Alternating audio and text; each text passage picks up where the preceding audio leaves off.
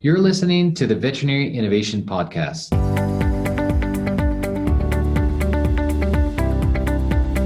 You're listening to the Veterinary Innovation Podcast. Along with my somewhat awesome co-host, we interview the innovators in the space every week. Ivan, why don't you go and introduce today's guest? Hi, I'm Ivan Zach, and I'm happy to introduce Isaiah Douglas. We're going to talk about a new thing today. We're going to talk about financial planning, very much needed in the veterinary space, but we haven't had a guest with that competency yet. So, super excited. The business background for Isaiah is he is financial planner and advisor with the ID Financial Planning and Wealth Management. He hosts the Veterinary Success podcast, which I'm now very interested in, certified financial planner, and holds an MBA degree from Indiana University. On the personal side, his favorite quote from Mark Twain is, "Whenever you find yourself on the side of majority, it is time to pause and reflect." I love that. Welcome to the show. Very interesting topic.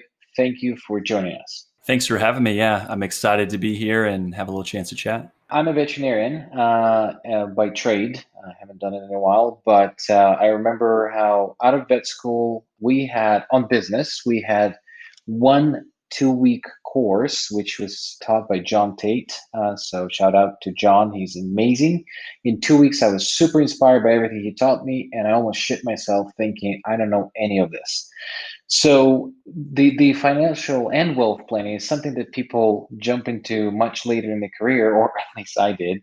But when is the right time to start thinking about these things? Candidly, it's a little bit like asking a barber, do you need a haircut, right? So I'm going to say you should start early. And it is important. And I think especially as student loans have continued to be an issue and more veterinarians coming out of school are seeing that as an issue. If you start early on thinking about it, it doesn't mean you have to go hire someone, but just educate yourself. I think that is extremely important to set yourself up for success over the long term, because that initial decision on how you're going to pay back that debt is super important. So where do you start if you start early? I mean, so do you start before you start vet school or while you're in it? I'm still terrible with money. Basically, I got my loan. I'm a foreigner, arrived in a foreign country, got accepted to vet school. They gave me a bunch of money and said, you can study while we give you money. So then making a lot of terrible mistakes.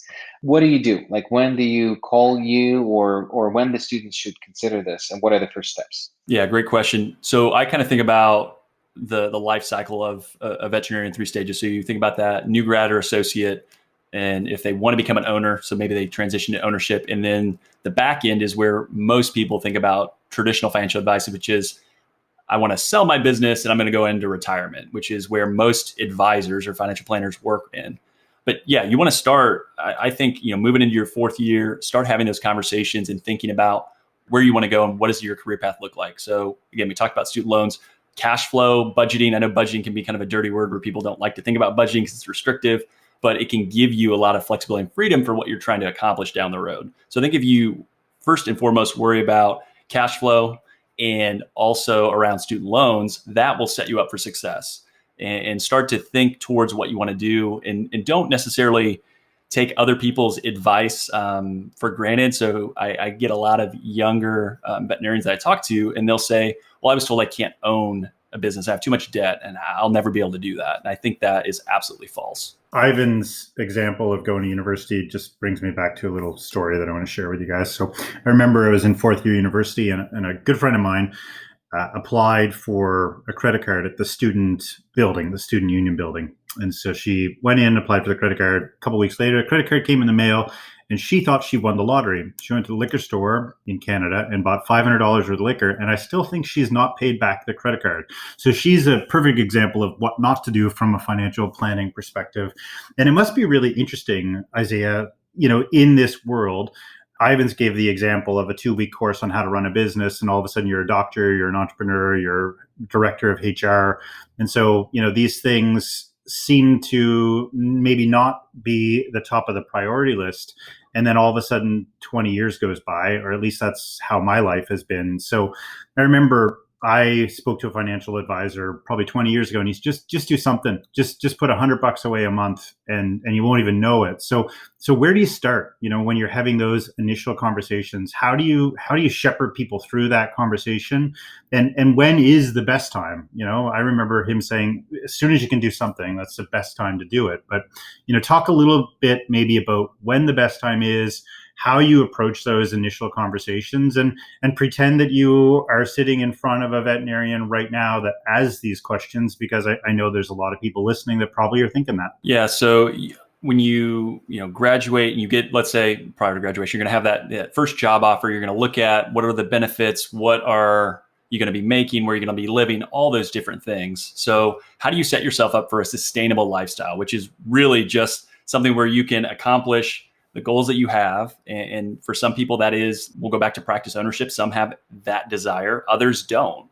Others say, I want more family time. I want more, time away, and I'm willing to make less or work less to have that. So I think it's really important to try to sit down and understand what is it that you truly want. And that's actually a lot harder than it sounds. I think for as many conversations that I've had with people, it is hard to get them to come out and tell you exactly what they want. And it takes time to build that relationship. But if you have a spouse or a partner, sit down, try to understand what that looks like. And it's going to be very different for someone that is a single individual coming out of vet school or someone that's married. If you add children into the mix, there's a lot of variables there. But if you can kind of set in stone initially what you're trying to accomplish, and again, in 3 years, it's going to change, especially coming out of school. Like as you get work experience, as you start having, real world experience in a clinic, in a practice, in a hospital, you may change your mind. You might go from wanting to own to not wanting to own. And for me, having the ability to have some savings, so take advantage of, if you're offered retirement plan within a practice, a 401k or some sort of benefits, make sure you're at least contributing what someone is giving you. If they're going to give you free money, take advantage of it. If they're going to match you, let's take advantage of that. It's super important. But if you're going to be an owner, the rules, and that's your desire, the rules are a little different. Traditionally, it's, hey, save 10 or 15% of your income, and that's what you're going to do. Well, if you're going to be an owner, you might not be saving in your 401k as much early on because you want to save it for that down payment for a practice note. And that is different. The rules do change. And so for me, it's hard to say this is the perfect spot to start for everyone because it is going to be different. And I promise that's not a cop-out answer. It's hard to know exactly where someone's at depending on the situation. And spouses really throw a wrench in that too, because sometimes you'll have higher income earning spouse or a lower income earning spouse. And then what's the debt load of the family? You just mentioned, I was just picturing myself when I was finishing vet school. And if I sat down with you and what are your plans for the family, for the kids? My plan then, if I look back, would be I'm going to divorce, get married again. And I don't know if I could do that planning with my first wife. So hopefully that's not the way people think. But so I'll tell you my story. So 2 years ago, I exited out of my previous engagement and the startup. And in the first year of that startup, we had an opportunity to take a grant from Canadian government, but we needed collateral to actually receive it. So what I did, which I'm sure every financial advisor would suggest, I took the tax money that I saved for the end of that year to pay to the government, and I put it as a collateral against that grant, and we raised our first money to build the tech company. And then I called my accountant and I said, I'm not sure if you'll like what I've just done. And so the question is, who do you take advice from? Obviously, you're the financial advisor, but I think how do you differentiate when we sold the technology? My financial situation changed, and actually that investment was I think it was smart, but it's only looking backwards. Now, when we exited out of that, there was all kinds of people showed up that wanted to manage, the proceeds, and I went ahead with the bank. And there was all kinds of talk, how we're going to manage it, how we're going to help you. And then basically all they wanted is to allocate the funds, mutual funds and whatever, allocate the investment. And then they didn't do anything. None of the promises that they executed on. So I had advice initially from the accountant, then from the bank. Then I also had insurance going after me, trying to sell a bunch of insurance. How would you say, okay, between those sort of roles, the financial advisor like yourself, the bank, the insurance companies that try to sell you and stuff, and accountant?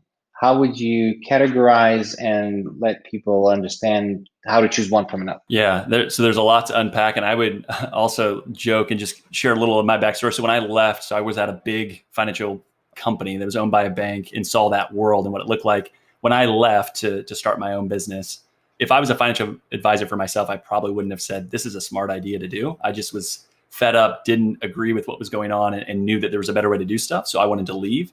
And it's always easier for the individual in that situation to take a bet on themselves if they have confidence in what they are doing and believe in what they're doing, to do that. And it's harder sometimes for an outside entity or an advisor or any sort of trusted, even family members, to tell you, like, are you sure you're making the right decision? But yeah, so there is a lot of confusion as a consumer. Like, what does a financial advisor do?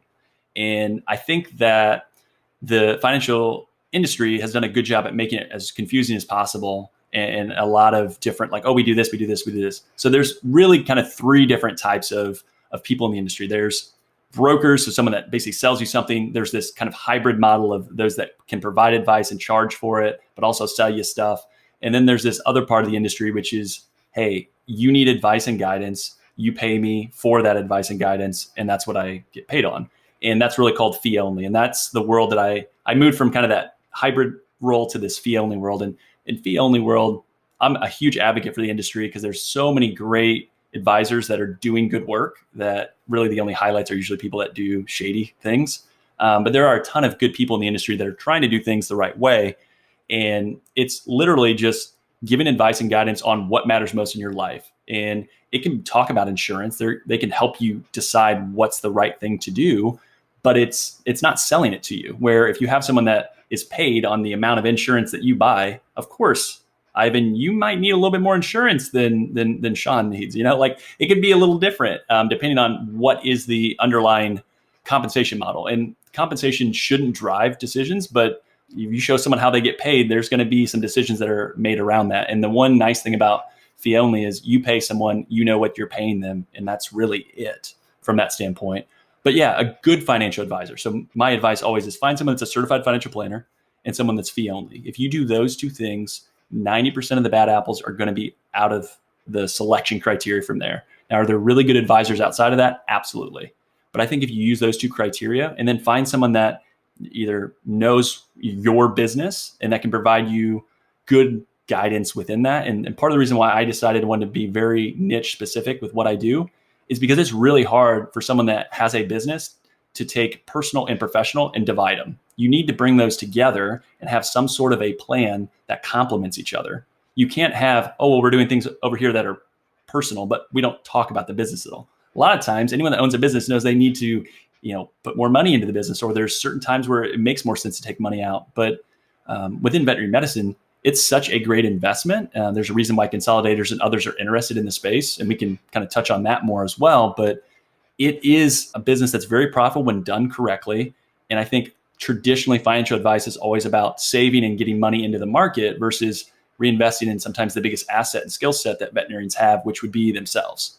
I think there's an extremely high likelihood that if someone can get the tools or partner with the right people, and I'm not saying that I'm the right person, and there's a lot of other people that complement what I do to help veterinarians get to where they need to go and be successful business owners. But if you take that bet on yourself and do become an owner, the likelihood of long-term wealth, which I know money is not the end-all be-all within veterinary medicine, which is part of why I love working in the space, because people genuinely care about making an impact. I hear that all the time. You'll see the ability, if you have good partners, you'll have a lot of success where you can then dictate what you want to do. And I know that's a really long-winded answer that went a lot of different directions, but hopefully that kind of clears it up. No, that was great. So you mentioned the consolidation in the space. I operate in that sort of world right now with our new startup, and there's one thing that I think that veterinarians do need: those that are actually not fresh out of school, but those that are thinking about exiting their business and selling it to a consolidator. And there's all kinds of reasons for consolidation to happen: the arbitrage, the improvement of operational efficiency. What would you suggest for veterinarian that is getting closer to a sale? What should they be doing financially, or from financial planning perspective, getting closer to that event? First, I just had a conversation earlier this week with someone been in veterinary medicine for 40 years. And I asked him, so what's the value of the hospital? I had no idea. I think first and foremost, if that's your biggest asset, you need to know what it's worth. What's fair value for it? And I know that sounds really simple, but it's amazing how many people have no idea what it's worth. And to me, I think about, okay, if I'm going to save, let's say my 401k, I'm never going to look at it. I'm going to retire and I hope that there's enough money in there. No one would ever do that, but that's what you're doing. Literally, when you own this practice that's worth so much, hopefully it's worth as much as you think it is. And you just never look at it and you say, well, hopefully when I retire, I can sell this and that's going to be your retirement plan. So I think first and foremost, having a legitimate valuation and knowing what the worth of that practice is super important, because then you can find out, can I actually retire? And for most people, the answer is yes, they can. If they've done a good job and have a good business, they're going to be in great shape. But you also want to make sure it's a fair transaction. You don't want to get taken advantage of, but you also need to know, like, is this fair? In the same way, you don't want to be the bearer of bad news to come in and tell someone, hey, your practice isn't worth X, it's actually worth Y. And now they're like, oh my gosh, I can't retire. And so I think first and foremost, understand that if you have maybe not done as good of a job saving outside of your business, and the practice is the sole thing that you're going to move into the future with as a retirement plan, you need to make sure you have a really good handle on what the valuation is prior to ever getting ready to sell it. So think at least 5 or 10, like, get a valuation, and then if there's areas of operational efficiency that can be implemented to help get your valuation higher, go out and find those professionals. That's not me. I know some really awesome people in the industry that can help you and make you have a cleaner practice and grow marketing and get you to the point where you're more successful and can sell for top dollar. And that's what I would encourage someone initially to do. Yeah, I heard, I was talking to a lot of veterinarians that were kind of doing their plan. And the plan for some of them sounds like, oh, I'm going to buy a new x-ray because the younger veterinarians that will be buying it, they kind of like that stuff. And it's way deeper than that. People need to understand how the practice is evaluated. That is based on EBITDA. And what's your EBITDA today? Now, how do you accelerate what you're doing? You can change the practice in about a year or two, but you can't do it in 3 months. So when you are planning that stuff, you really need to get the valuation long enough before you're selling it so you can actually make those improvements, not just buy this and buy that. I think that's super important for those that are looking towards retirement, because again, for a lot of us as veterinarians, we did have that 2-week course or didn't. By the way, what I think is really awesome is that couple of vet schools right now, I think we had it on the show already, but we mentioned that they provide an MBA degree alongside with the veterinary degree. Texas A&M, and I think Colorado does that too, but I think it's actually a really, really great idea to do it that way. I've got a point too, just on the picking of financial planner. There's no harm in having a couple of conversations, right? There's no harm in taking 100%. Your advice, and then it's somebody that you want to have a relationship with. Your financial planner and your accountant is somebody that's been through a bunch of them. These are people that, if the opportunity arose, you want to trust them, you want to be able to go out for a beer with them, and you want to have this relationship that you can say, you know what, Isaiah, I don't agree with you in this particular reason for these reasons, and be able to have a two-way conversation.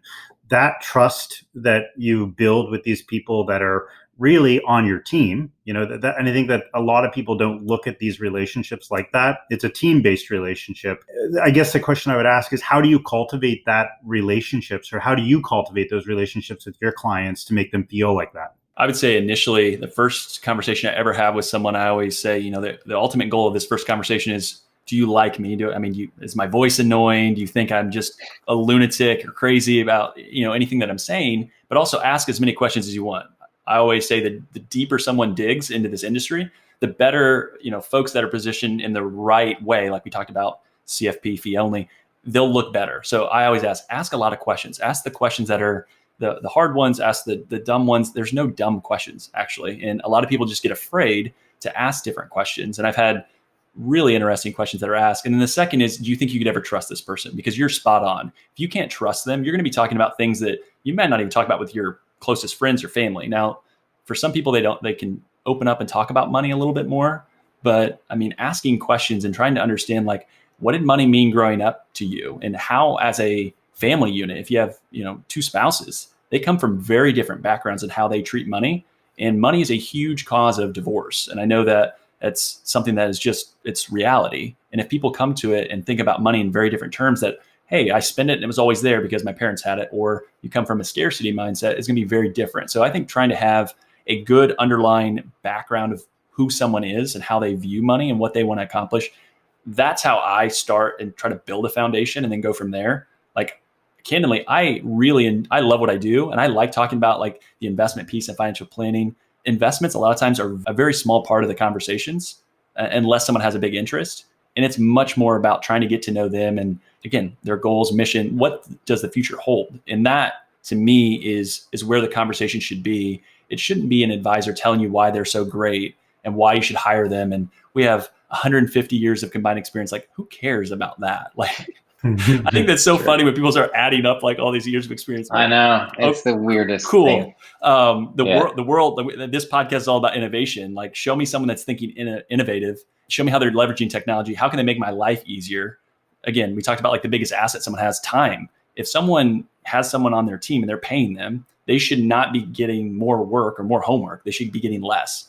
Trust but verify, but that person should be able to give you time back and take things off your plate. And I think that's super important. Speaking of innovation, you mentioned something before we started the recording. You mentioned something about the Veterinarian Financial Advisors Network. So I thought that was kind of unique. Instead of going, head to head with your competitors, you're actually trying to align with them. Can you tell us a little more about that? Yeah, so I haven't publicly talked about it. So this is breaking news where we're going to talk about it here. Depending on when this releases, it may or may not be live yet. But the goal of this is there's such a big need within veterinary medicine for good quality, sound advice. I've seen so many people work with glorified financial salespeople that are advisors by their business card, but nothing else. Like you talked about it, they sell you a dream, but it's really, they want to sell you product, make their money, move on. And that I've seen more and more in veterinary medicine where good advice cannot be had. And again, with technology, costs should come down and have come down. And there's really good advisors that are out there that are willing to work in veterinary medicine, to work with those that have just graduated all the way through retirement, that have their own specializations.